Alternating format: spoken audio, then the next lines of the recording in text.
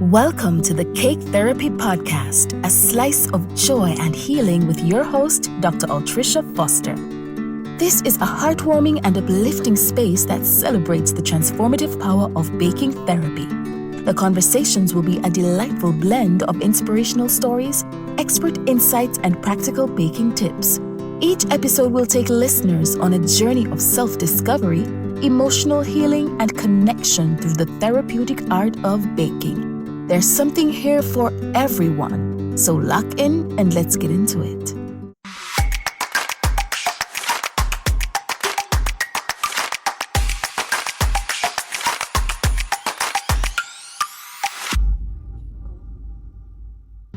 Hi everyone, welcome back to the Cake Therapy Podcast, your slice of joy and healing.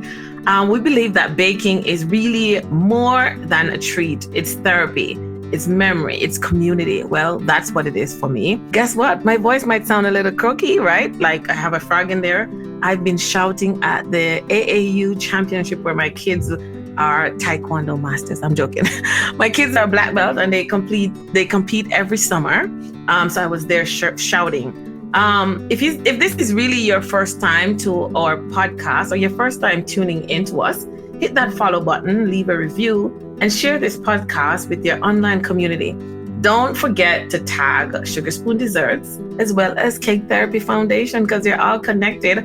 I own Sugar Spoon Desserts and I'm the president of the Cake Therapy Foundation, and this is all about the interest of the girl. So today I'm joined by a special guest out of Wisconsin. Hello, Idah. All right. Yeah, she's waving over there. We can't wait to chat it up with her. She brings a beautiful blend of heritage, healing, and artistry to the world of cupcakes out in Wisconsin. We're honored to welcome Idah again to the show, lovingly known as Mai Lara, the creative hands and heart behind Mai Lara's Bouqcakes. A business born from postpartum blues like me. See why we have her on? Her business is formed out of postpartum blues, cultural love, and a passion for baking. She's a girl from Zim. She's Zimbabwean, and she now lives in Madison, Wisconsin. Idah, she's a software engineer by day, and she makes cupcakes as a passion. Do you know anyone else who bakes as a passion, who has like a formal education and a formal profession? Okay, yeah, your girl. She's inspired by her late mother and the challenges of being a new mom in a foreign country. And we're going to dive deep into that with Idah later. Her signature is hand-piped cupcake bouquets. Like if you guys see these bouquets, you know, I'm going to tell you a story towards the end about special bouquets that came to my home for Christmas. She calls them bouquets. We're going to find out why she calls them bouquets in the conversation later. So Idah, welcome to the Cake Therapy Podcast. We're so excited to have you. Thank you. Thank you for having me. Of course, girl. I'm excited to have you out. I know when you were here for Christmas, we talked about like what the podcast meant to you. And I need to have you on. And like, we're going into our 4th season. And I was like, it's time to bring Idah on to talk about her journey to date and what this baking journey looks like. But first of all, like, tell me how you're doing today. I know we were talking before we started recording that the baby's gone to the gym. Yeah. What's one other small joy that you've experienced this week? Oh my gosh. So I'm really excited to be here. And I was just listening to you talk and I'm like, I made a mistake. I should have brought a box of Kleenex here because I'm already getting emotional. And I'm such an emotional person and a crier. So probably a lot of that's gonna happen. Yeah. But I'm so excited to be here. And I mean, I just cannot believe that I'm here. I started listening to the podcast right when you started and you had all these big names in baking, and here I am. So I am just overwhelmed by emotion and I'm super excited to share my story. Yeah, well, no need to cry. You're a big name in baking too. And the thing about it is that at the Cake Therapy Podcast, it's an equal playing field. It's just everybody has like a similar experience as to why they started baking and what baking is truly doing for them. So I'm happy that you are excited to be here to talk to us. Tell me about being... Is it okay if we pause so that I can grab something? Because I just like tears everywhere. Of course, let me pause. So in our intro, we talked about you being born and raised in Zimbabwe. Can you paint a picture of what your childhood looked like? Oh my. So Zimbabwe, let's see, where do I start? I was raised by a single mom. My father passed away when I was really young. I was about 7. And I have a little sister, and it was just the 2 of us growing up. My mom worked as a maid, so we didn't get to see her that much. Mostly saw her during the weekends, or sometimes I wouldn't see her for months, depending on where she worked. So sometimes I stayed with my grandmother. Sometimes I stayed with other family members, stayed with my uncle a little bit. So there was a lot going on. However, I would say probably when I was about 12, 13 going forward, or maybe a little earlier before that. Yeah, probably like 11. Things got a little bit more steady when I started staying with my grandmother and my grandfather. And they were also called them domestic workers. So they worked for the white British people in Zimbabwe. And then we got to stay in the backyard, the little houses they built for their workers. So yeah, that's kind of when things got a little bit more stable. And I went to the local school, it's kind of a wealthy neighborhood. So I was a little bit of an outcast at that school. But, all these difficulties, all the ups and downs, I just remember like a lot of a happy community for the most part. I remember just being able to go outside.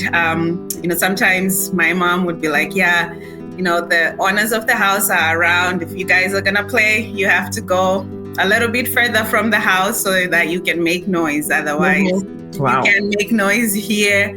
But I remember doing that, just going outside and running in the street and just being so happy and content. So I got back and I'm like, that's kind of interesting. I feel like I should have been like so anxious or depressed or something like that. But things just kind of worked out. So that's how I remember my childhood. Yeah. So, what memories, did you make in the kitchen with your mom as she was working with, or did you make any memories with your mom, as she was growing up as a child, as she was working as a domestic helper? Because there's something similar to you and I. Like my mom did that too. She was a domestic helper. She worked for the rich in the suburbs of Jamaica. So just talk to me about some of those core memories of in the kitchen with your mom. Yeah, so I feel like we could have made a lot more memories, but the few things that I do remember, so I do mention a little bit on my website about, baking. There was just the one cake that was pretty easy to make that we used to make at home, and she learned to do that at her job, and then she brought that home. And we were like, wow, this cake is really good. She's like, oh, you know what? I actually learned how to make it. I'll teach you guys how to make it. So I remember her teaching us how to bake that cake. And, it became kind of like a big part of my memories because I ended up baking. I remember I used to bake and sell the cake in high school to make extra money, or if I was part of a club that was fundraising, I would do that. So that's one that I hold really deeply. But another one that I hold really dear to my heart is when the rich people would not be around. She would run to the back and be like, come, let me show you something. And we would run into the house and watch her as if she's making something, and she would show us like, ingredients that were foreign to us. Yeah. And then she would be like, okay, now run, go back. Yeah. Yeah. So at that time, I didn't think much of it, but now I'm like, that was actually all like really sweet memories. And actually, my sister and I talked about that while baking now. Do you remember that time when we would run into the house and then we hear the car coming and we run back to our place? So that's another one that I remember. Yeah, that seemed to be like something that actually brings you joy, that actual memory of being with your mom while you were growing up and being introduced to new or different ingredients in the kitchen. Talk to me a little bit about your transition from Zimbabwe to the States. Like, when did you do that? And when did you start like picking up a piping bag? Yes. So I honestly, I'm a believer. I'm a Christian, and I'm really big on, my transition and coming here kind of being a little bit of a miracle, because I just kind of stumbled upon the opportunity to come and study in the US. So I had finished high school, and I was actually walking around, just spreading my resume around, hoping to find, a shop that would hire me.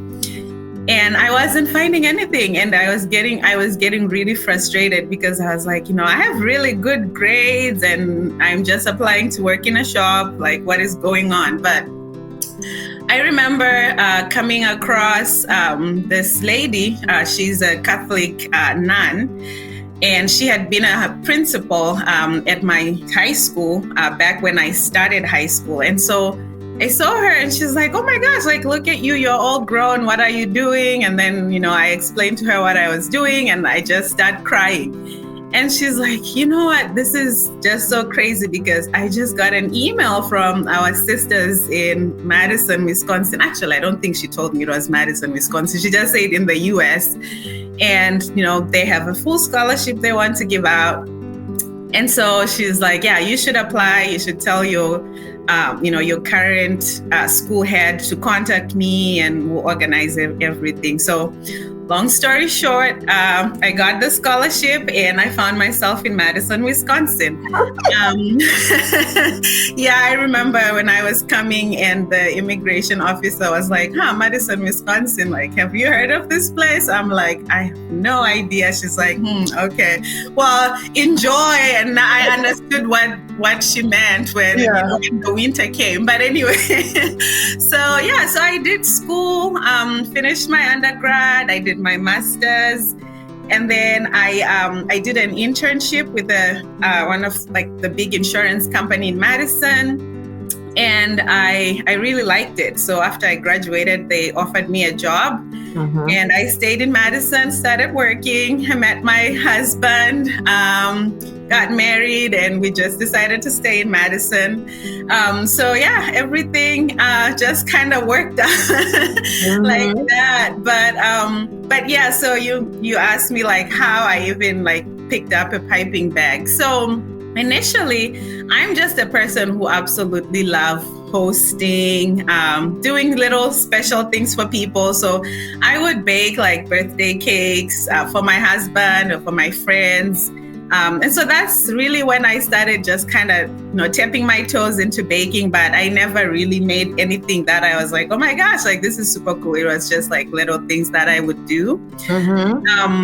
So yeah, the main thing was until I had my baby.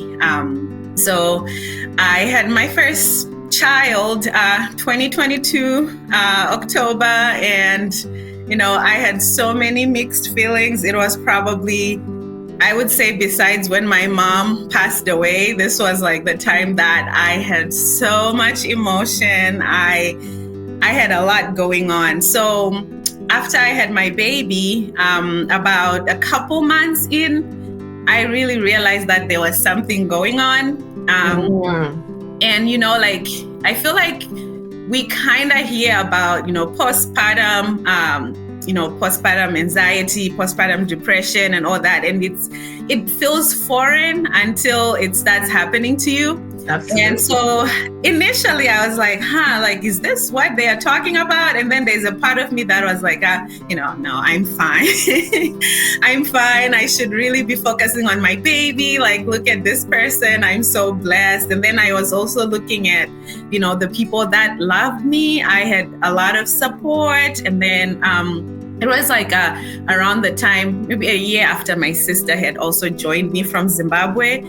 And so we were celebrating her being here and, her and I being together after being apart for like 12 years.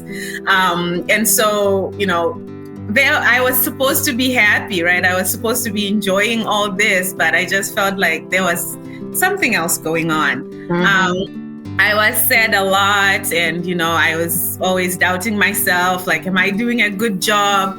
I missed my mom a lot. I would say like that's like one of the times that I was like, oh my gosh, like I really miss my mom. I just kind of wish I could call her, right? And be like, am I doing this right? Without feeling like someone is going to judge me or something like that. So anyway, when I started realizing that, I was like, okay, I need to find help, right? I need to find a way to kind of, help myself figure out what's going on and come out of this phase that I'm going through. So one day I was just, feeding my baby, 3 a.m. and I'm scrolling through Instagram and I just came across this profile of a lady who's based in the UK. And shout out to her. Her business is called Carrie's Bouqcakes. Mm-hmm. And I was just looking through and I see her doing these floral pipings and I'm like, what in the world? Like, this is so beautiful. How can someone do this? Like, I just thought it was really cool. So I saved her video and then I continued scrolling. And then the following day, I kind of went back to it. I'm like, I think this would be something cool to try, and see, just the feeling of trying something new. And I don't know, I think subconsciously too, there was a part of me that was connecting the baking to missing my mom and kind of just bringing the two of them together. So I told my husband to buy me some stuff, ordered some supplies on Amazon, and I decided I was going to try what this woman was doing and this amazing stuff she's doing. So I tried it. And the first day I tried it, I was like, oh my gosh, like, where has this been all my life? Yeah. It was an amazing feeling. And I did it with my sister. So since I started my journey, my sister kind of been my minion and my biggest cheerleader. And so I did it again the second time. And, her and my husband were like, you should post it on social media and you should start a business. I was like, oh no, like, no way. So I posted on social media and I got like 10 more people who told me I should start a business. So the rest is history, but that's around the time I started, learning and picking up a piping bag. Yeah. So you picked up the piping bag in a time of like crisis, I would say, when you were missing your mom, you were having the postpartum blues, but you kept at it. What is it that you got from just baking or piping or, just making your bouquets? What is the feeling that you get from that? Yeah. Initially it was just like, this cool feeling of me being able to do something different, that a lot of people had never seen. And, people kind of having that feeling that I had when I initially saw these floral cupcake and floral cupcake bouquets. And so it was nice, right? It was nice to be able to do something and people are like, wow, and everything. But, as I did it more, I think it just really started to bring out like all the different layers. Mm-hmm. So that's when I started doing more of the connecting to say, okay, like, this brings me back to when I used to bake with my mom. And then also realizing that, most of the catching up with my sister, even though she had been here for 1 year, we did a lot of catching up while doing baking, and so many things that we had even forgot to talk about. We talked about our, deepest feelings that we had, being apart, or even just in life in general. And even when I was doing it alone, it's just like I'm in my own world at that time. I'm in my own little world. I can process all kinds of things as I'm doing that, right? Because I'm not talking up to anyone. I'm just thinking about what I'm doing. And, I just have all this time in between that I can be like, okay, so what's going on with this and everything. So I would say, like, besides the excitement, the joy, the feeling of like slowing down, it forces me to slow down and really look at what I'm doing. I've also been in those moments where I just kind of see, the bigger picture outside of just baking. So yeah, absolutely. So you're baking with your sister now. You're having conversations in the kitchen. Your husband, who obviously is a big cheerleader, who's telling you, man, post this, you can become a business. At what point though, when did it click for you that you could actually move this hobby into a business? At what point did you realize that it could actually be more than a business? I mean, more than a hobby for you? Yeah, I kind of actually jumped into it. I probably started the business like a couple months or so after I started the hobby, because I tried a few times, and every time I was feeling myself being better and better. And so I baked for like friends, and I took some cupcakes to a few friends and events, and everybody was just like, wow, like, where's your business card? So I was like, you know what? Maybe I should do this. So I just kind of jumped right in. Looking back, I know I probably should have learned a little bit more about business. But I think I was just so excited to jump right in and be able to share my business card. Yeah.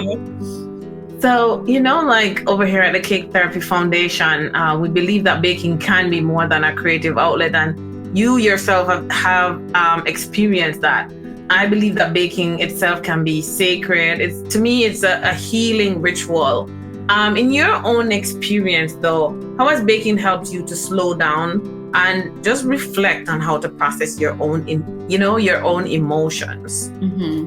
Yeah. So going back kind of to, when I was realizing that I had something going on that I needed to find help for. So I was thinking of going to therapy, right? Because that's what everybody was suggesting. Like, you probably should go talk to someone and see how you can get help that way. So after I started the new hobby and then, turned into business, I honestly never thought about therapy again.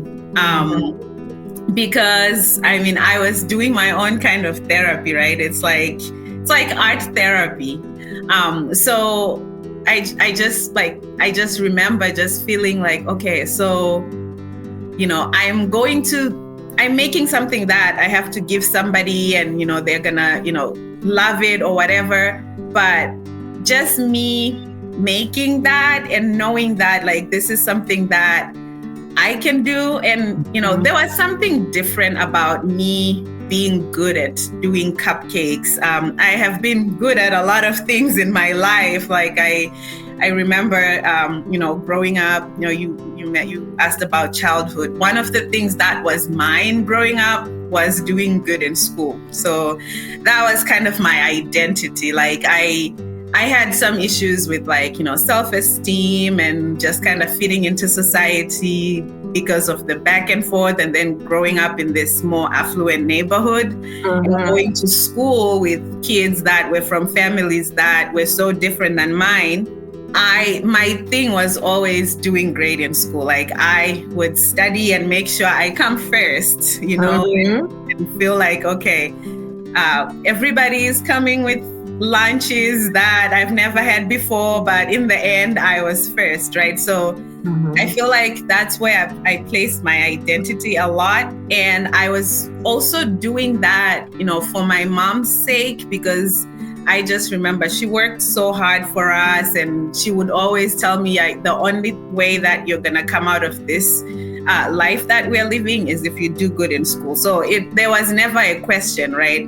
I had to do it. And then there came a point where when my mom passed away and I was the breadwinner of the family, there was no other way around it. I had to do really well, and I had to pass and take care of everybody. Yeah. In some ways, it seems like you yourself got into a position of thinking that education was your meal ticket out of your suffering or your poverty. Exactly. And, it's not easy to be able to study and do good all the time. School is hard.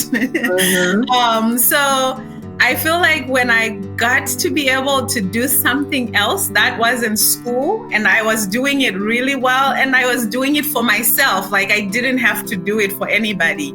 It's something that I started to do for my own self and for my own healing, that it just felt really special. It felt so different, and I just look back at when I started versus now, and I can't put everything into words because it's just so special to me that I can do it, and I can do it for myself. I always think like I can actually stop my business at any time, and it's not necessarily going to impact anyone. I can do the baking just for fun. It's like that. I don't have to do it. I'm not doing it for anybody. So yeah, it's really special. Yeah. No, I absolutely get it. Because I'm not sure if we had mentioned that Idah is also a software engineer. So Idah, tell me, you mentioned that you are doing it for your own personal healing. So as someone who is actually baking, and you found this to be like a sacred ritual, tell me, to our listeners, who have some interest in discovering the kitchen and finding out that the kitchen is their safe space, what would you say to this person who's just discovered the kitchen as a safe place for them? I would say, you just have to do it. You just have to do it. You just have to pick up something and do it. I feel like when it comes to these kinds of things that are, forms of healing, you can get encouragement from people to try something. But in the end, I feel like we are the people that have to get up and say, okay, I'm going to try it and I'm going to do it. And that's what I did. I just literally, I ordered some piping tips from Amazon that after I did it for a couple of times, I'm like, oh my gosh, these are really terrible. But I just ordered whatever I could find and I just jumped right in. So that's really my biggest thing. And I also tell that to my sister too, because she's like, I am so terrible at baking. I can't do anything. And I'm like, girl, you just need to do it, because that's actually how you discover what you are good at. And maybe it's not baking, right? And you try something else, but until you try it, you are not going to know that it's something that you will be good at or something that would bring you peace. Yeah, absolutely. She said, just try it. And I absolutely believe that it's her that tried the kitchen, or tried a piping bag and a piping tip that brought her to becoming Mai Lara's Bouqcakes. Tell me about the name Mai Lara. Yes. So when I was starting my business, I remember I reached out to, a couple of friends and my family, and I was like, I don't know what to name my business. I have no idea. I mentioned about the lady that I got inspiration from. It was very simple. It's Carrie's Bouqcakes. Her name is Carrie, and it's easy to find her on Instagram, and I'm sure it's easy for her to tell people what her business name is. Right. Yeah. So I was like, but I don't know. It just didn't sound good to me to name it Idah something, Idah Space. I just felt like there was something to it. So in my culture, after you have a child, you basically lose your own name, and your own identity is basically so-and-so's mom. So like if you, my mom was always known as Idah's mom growing up, and it's usually like the first child. So she was known as Idah's mom, and I was like, it would be cool that since I started the business because of experiences with having my daughter, it would be cool to actually, assume that cultural thing that we do. It was hard at first because I was like, I feel like this is going to be really confusing. And I think like a lot of people in marketing would probably agree, because every time I try to tell someone the business name, they're like, oh, okay. Or every time they try to find me, but there's something very special about it. So, growing up, my mom used to do a lot of like business hustle. She would sell anything, and people would say, I'm going kwa Mai Idah, which means like to Idah's mom's, and then I'm gonna find all these things, right, to buy. So I was like, I want to have that. I want that feeling. And so that's how I used Mai Lara. So my daughter's middle name is Omolara. It's a Nigerian Yoruba name because my husband is originally Yoruba. And so I just love that name. It's a beautiful name. And so I was like, okay, I'll choose that one. And, call it Mai Lara's Bouqcakes. And Bouqcakes, I did not come up with that. I basically saw that a lot of the ladies that do the cupcakes in the UK use Bouqcakes a lot because it's like bouquet of cupcakes. Or cupcakes. Yeah. So I thought that was really cool. And that's how I came up with it. Okay, good. So tell me, like, what's the future for Mai Lara's? Like, what are your dreams for your cupcake business? And do you have any like exciting plans in the pipeline? Yeah, so I feel like once you get into the baking industry and you start following different people, there is a lot out there. Like there's a lot of cool things that people are doing. I just remember like looking at people's Instagram pages, and yours included, and I'm like, oh my gosh, like how do people bake these types of things? Yeah. Thank you. So like a year ago, I started trying out cakes, and I remember I was telling you about it, and I was talking about how it was difficult, right, at first, because I was so used to my cupcakes and venturing into that world. It's a different world. So I did go ahead and try it, and I absolutely love it. It kind of feels a little like blasphemous to say this, but I do like cakes more than cupcakes. I know.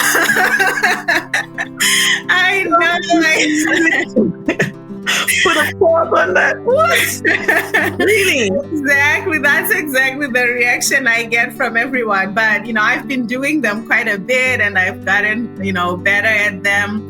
And so, I absolutely love cakes. So I'm hoping to do more cakes and just like expand my knowledge. And another thing too that I realized that I would absolutely love to do is I actually would love to do like a pastry school type thing where I actually learn how to make pastries, because I'm like, I jumped into this thing, and God bless the souls of all the people that bought my cupcakes initially. I was just experimenting with the recipes and just kind of going with it. So now I've been doing a little bit better and researching more, and I was like, I think it would be really cool to go to pastry school. So that's kind of the plans that I have for myself, but I'm not sure if I'm gonna like do like full-time baking anytime soon. I do love my other job as well, so I'll kind of see where it takes me. But yeah, for sure in the immediate future, I'm hoping to do more like a pastry school thing. Oh, that is so awesome. First of all, I love that you have ventured out into the cake world.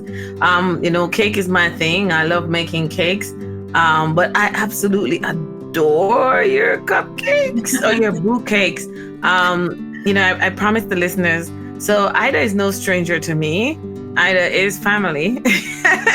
We're family by marriage, and she was here 2 Christmases ago, and she bought me some delicious bouquets. So you guys should check her out. She's over there in Wisconsin. So before we go, Idah, first of all, I am grateful that you came on to share your story with us. Your journey is a powerful reminder to me that even in unfamiliar places, even in the moments of struggle, we can create something truly beautiful. And you know that we've walked a similar path. We're both international students. We are both raised in impoverished single-parent households. And we found baking, in like the most difficult time when we got pregnant with girls. I would like for you to share with our listeners where they can find you to see your amazing creations. Yeah, sure. So I'm more active on Instagram. So my Instagram is Mai Lara's Bouqcakes, and then it's the same name for my Facebook as well. I try to be more active out there as well, but yeah, mostly my Instagram. Yeah, so that's Mai Lara's. It's MaiLaras, Mai Lara's Bouqcakes, and the book is like bouquet. It's BOUQCAKES. So it's Mai Lara's Bouqcakes. So Idah makes amazing cupcakes, and if you check her out, she also makes amazing cakes now. So before you go, I'd like to leave you with a mindful moment. As we wrap today's episode, let's take this in. Let's breathe together. And in Idah's story, we see how baking isn't just a task for her. It's a tribute. It's a tribute to her family legacy, and it's also a tribute to her memory, to resilience, and to love. Whether you're baking a birthday cake, decorating cupcakes, or simply sitting in your kitchen with a cup of tea, remember that creativity and comfort can live in the same bowl. So to our listeners, thank you. Thank you so much for being part of the Cake Therapy community. Please subscribe, leave a review, and share this episode with someone who might need it. Until next time, I want to thank you all for joining us. I want to thank Idah from Mai Lara's Bouqcakes for joining us. Thank you, Idah. Thank you for having me. Yeah, this has been exciting. I'm happy to have you on. And I know that our listeners will definitely enjoy this conversation. And you people out there in Madison, Wisconsin, trust me, she's baked for the governor. She's baked for the governor. Go check it out. Her work is truly amazing. Thank you again, Idah. Thank you. Thank you for tuning in to the Cake Therapy Podcast. Your support means the world to us. Let us know what you thought about today's episode in the comment section. Remember to subscribe wherever you get your podcast. And if you found the conversation helpful, please share it with a friend. Also follow Sugar Spoon Desserts on all social media platforms. We invite you to support Cake Therapy and the work we do with our foundation by clicking on the Buy Me a Coffee link in the description, or by visiting the Cake Therapy website and making a donation. All your support will go towards the Cake Therapy Foundation and the work we are doing to help women and girls. Thanks again for tuning in, and we'll catch you on the next episode.